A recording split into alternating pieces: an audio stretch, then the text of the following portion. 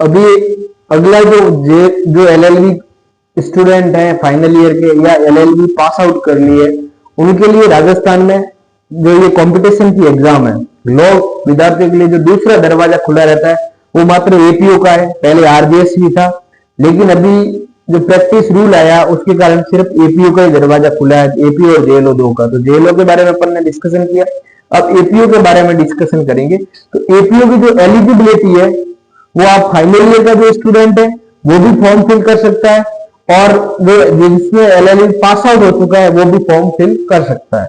Most of पिछली बार पहले LLB pass out से ही फॉर्म भरवाए थे, लेकिन हाईकोर्ट ने रिट लगाई थी, जो हाईकोर्ट ने फाइनल ईयर वाले स्टूडेंट को भी एपीओ में फॉर्म भरने के लिए अलाउ कर दिया था। तो अभी अपन जिसका फॉर्म भर रहे हैं, जिस चीज की तैयारी कर रहे हैं, वो अपने को क्या पढ़ना है, कैसे पढ़ना है, ये भी बहुत जरूरी है ध्यान होना। कैसे पढ़ना है ये आपको हम बताएंगे, क्या पढ़ना है वो आरपीएससी ने आपको बता रखा है। जो पुराना सिलेबस है उसके बारे में अपन डिस्कशन करेंगे। उसके बाद अगर एपीओ की जो खासियत की बात करें तो सबसे बड़ी इसकी खासियत है कि आप अगर एपीओ बनते हो तो आपका जज बनने का सपना जीवित रहता है। आप 3 साल एपीओ के रूप में जो सर्विंग करके आपका कर्तव्य पूरा करके 3 साल बाद आप आरजेएस और अदर स्टेट जुडिशरी का एग्जाम भी दे सकते हो। एपीओ है वो 7 साल बाद एलिजिबिलिटी क्राइटेरिया पार करके हायर जुडिशरी का भी एग्जाम दे सकता है। तो आप एपीओ बनते हो तो आपके लिए कई दरवाजे खुले रहते हैं। तो मोस्ट ऑफ विधि के विद्यार्थियों की जो भी प्रेफरेंस पे सबसे फर्स्ट पे कोई एग्जाम है तो अभी एपीओ है। सबसे ज्यादा कंपटीशन जो पहले आरबीएस के लिए दिया, अभी किसी भी विधि के क्षेत्र में एग्जाम के लिए तो अभी एपीपी का जो भी एग्जाम कंसर्न स्टेट में होता है, जैसे राजस्थान में एपीओ का होता है, तो एपीओ की तैयारी करने के ऊपर ज्यादा फोकस रहता है विधि के विद्यार्थियों का। तो देखते हैं एपीओ का सिलेबस क्या है। तो पहला है एपीओ में आईपीसी आती है, जो जहां तक जो नई भर्ती आएगी संभावना है, कह नहीं सकते क्योंकि वो मालिक है, मालिक चेंज करे नहीं चेंज करे। तो बीएनएस आरपीएससी के ऊपर है कि वो बीएनएस ऐड कर सकते हैं। आईपीसी को हटा के भी बीएनएस जोड़ा जा सकता है, आईपीसी और बीएनएस दोनों भी दिया जा सकता है एग्जाम में। सीआरपीसी है तो सीआरपीसी भी हट सकती है और उसकी जगह बीएनएसएस ऐड हो सकता है, लेकिन 100% ऐड हो ये आवश्यक नहीं है। बीएनएसएस और सीआरपीसी दोनों भी दी जा सकती है, ओनली सीआरपीसी भी करवाई जा सकती है, ओनली बीएनएसएस भी ऐड रह सकती है सिलेबस में। आरपीएससी के विवेक पे निर्भर करती है, निर्भर करता है कि वो आपसे क्या पढ़ाना चाह रहा है। इंडियन एविडेंस एक्ट है, संभावना है कि इसकी जगह में बीएसए को ऐड कर दिया जाए, क्योंकि ये जो तीनों एक्ट है ये रिपील हो चुके हैं। लेकिन ये सब आरपीएससी के विवेक पर निर्भर करता है कि वो विद्यार्थियों से क्या पढ़वाना चाहता है, अपने क्वेश्चन पेपर में वो क्या देना चाहते हैं। फिर उसके बाद में द SC/ST एक्ट है, उसके बाद में आर्म्स एक्ट है, फिर जेजे एक्ट है, फिर राजस्थान एक्साइज एक्ट है, फिर पोक्सो एक्ट है, फिर Rajasthan public examination prevention of unfair means 1992 का एक्ट है, फिर प्रोबेशन ऑफ ऑफेंडर एक्ट है, फिर राजस्थान पब्लिक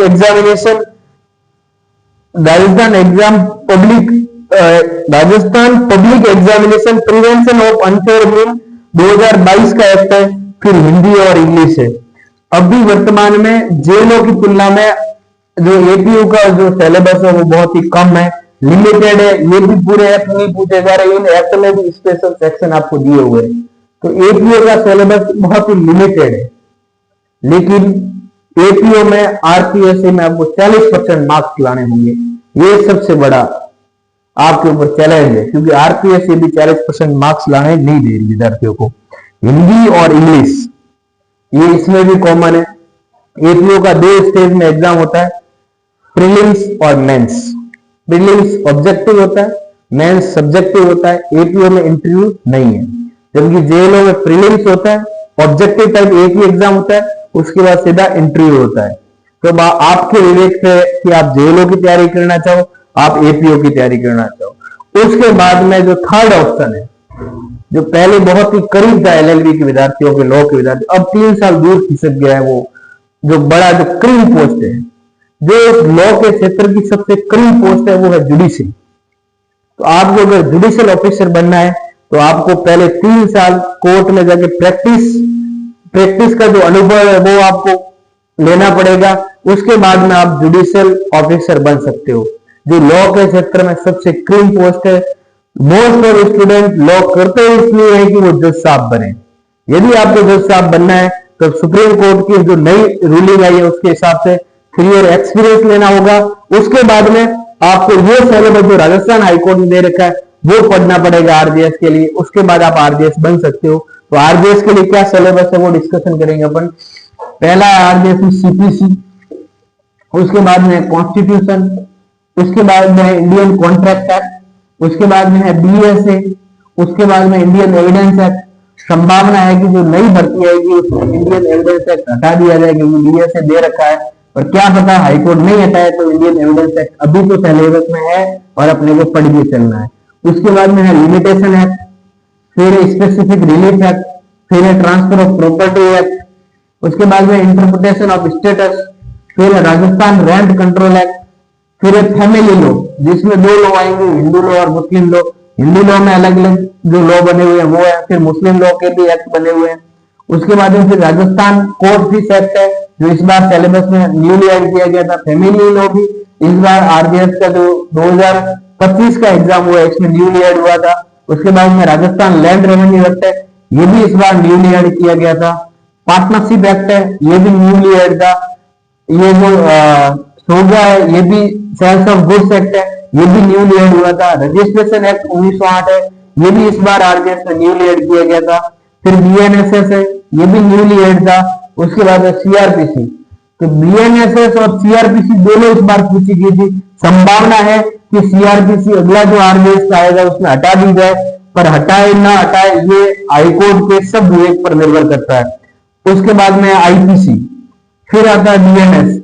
आईपीसी और बीएनएस दो पूछे गए थे पिछले जो मैंने अटेम्प्ट दिया है उस एग्जाम में। संभावना है कि आईपीसी नहीं पूछे इस बार क्योंकि ये रिपील हो चुका है, पर ये भी हाईकोर्ट के सब विवेक पर निर्भर करता है। उसके बाद जेजे एक्ट है जो पहले भी था। एनआई एक्ट पहले सिर्फ चैप्टर 17 ही पूछा जा रहा था, इस बार पूरा एनआई एक्ट ऐड कर दिया गया है। उसके बाद है प्रोबेशन ऑफ ऑफेंडर एक्ट, फिर है sexual harassment of women at work place act, फिर है domestic violence act, POCSO act, indecent representation of women act, exercise act, IT act, Hindi और इंग्लिश ग्रामर। ये बहुत बड़ा जो महासागर नुमा जो सिलेबस है आरजेएस का, अगर आप इस महासागर में तैरना सीख गए तो ये छोटे जो तालाब पोखर है इनमें अपने आप तैर जाओगे। आपको तो बस महासागर में तैरना सीखना है। इस महासागर जो में तैरना सीख गया वो ये जो सागर पोखर है इसमें अपने आप तैर जाएगा। तो आरजेएस बनने के लिए अभी जो एलिजिबिलिटी है वो आपको लॉ की डिग्री चाहिए, वो भी बार काउंसिल ऑफ इंडिया से रजिस्टर्ड कॉलेज है उनसे लॉ की डिग्री चाहिए। उसके बाद जैसे ही आपकी लॉ की डिग्री होती है उसके बाद आपको तुरंत बिना समय गवाए स्टेट में रजिस्ट्रेशन करवाना चाहिए। फिर स्टेट में रजिस्ट्रेशन के बाद लोकल रजिस्ट्रेशन करवाना चाहिए।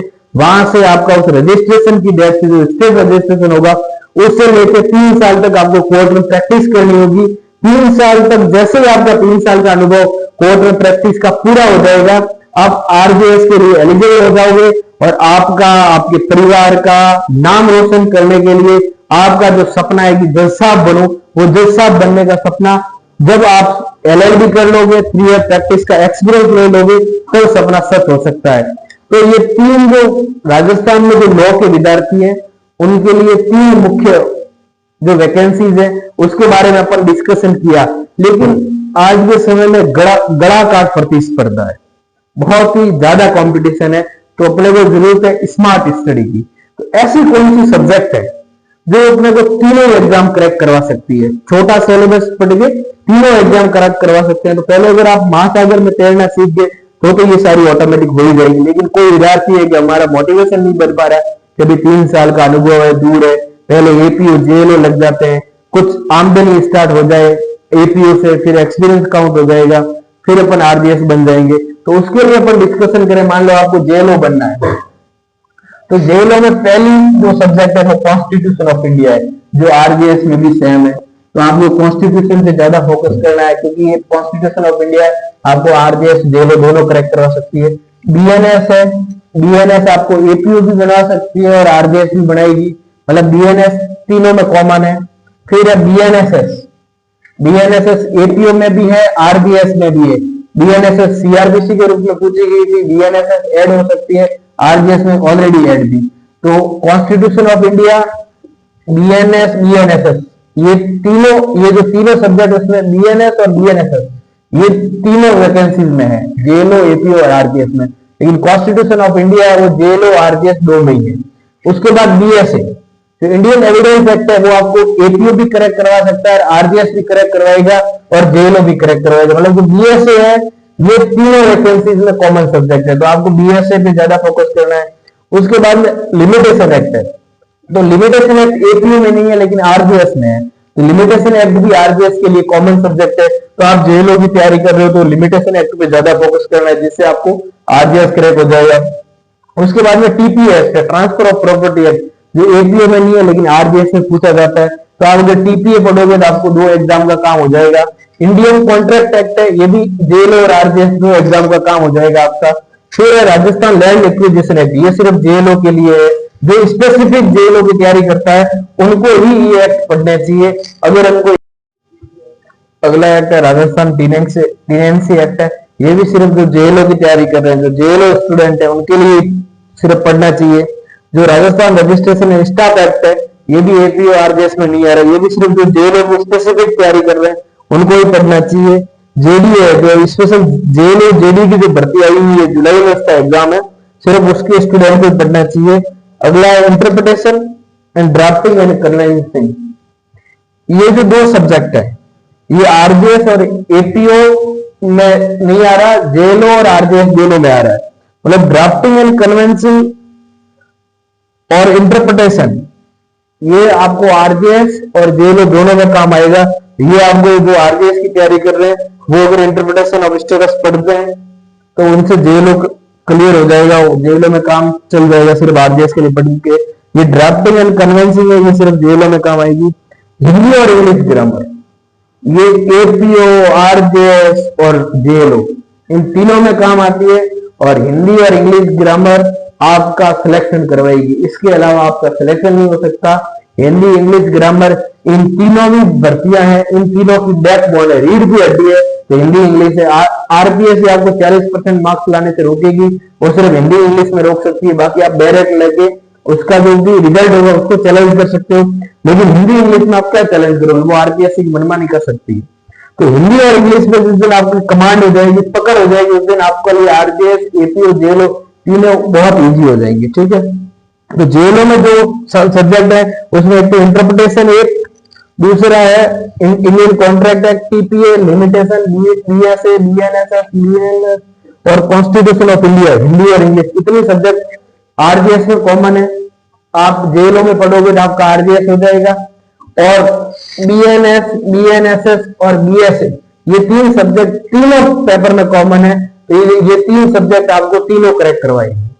ठीक है, अब अपन एपीओ का सिलेबस देखें तो आईपीसी या बीएनएस जो जेएलओ, आरबीएस, एपीओ तीनों में कॉमन है, इसको तो बहुत जरूरी है बाय हार्ट लर्न करना। अगर आपको प्रैक्टिस भी करनी है तो बीएनएस, बीएनएसएस और बीएसए तो बहुत जरूरी है, और सिविल में सीपीसी। उसके बाद में सीआरपीसी या बीएनएसएस है एपीओ में, जो आरबीएस में भी कॉमन है। उसके बाद में इंडियन एविडेंस एक्ट है, वो तीनों में कॉमन है। तो ये तीनों सब्जेक्ट इन सब में कॉमन है। उसके बाद में एससी एसटी एक्ट है, सिर्फ इसके लिए आर्म्स एक्ट है, सिर्फ इसके लिए जेजे एक्ट है, ये आरबीएस, एपीओ तीनों में कॉमन है। राजस्थान एक्साइज एक्ट है, ये एपीओ और आरबीएस में कॉमन है। पोक्सो एक्ट है, ये एपीओ और आरबीएस में कॉमन है। राजस्थान पब्लिक एग्जामिनेशन, ये सिर्फ एपीओ के लिए। Rajasthan public examination prevention act जो 2022 है, ये सिर्फ एपीओ के लिए है। हिंदी और इंग्लिश ये तीनों के लिए कॉमन है। आरबीएस के लिए ये पूरा सिलेबस है। तो आपको स्मार्ट स्टडी करनी है। पहले उन सब्जेक्ट को उठाना है जो जेएलओ, एपीओ, आरबीएस तीनों में कॉमन हो, फिर उन सब्जेक्ट को उठाना है जो दो एग्जाम में कॉमन हो।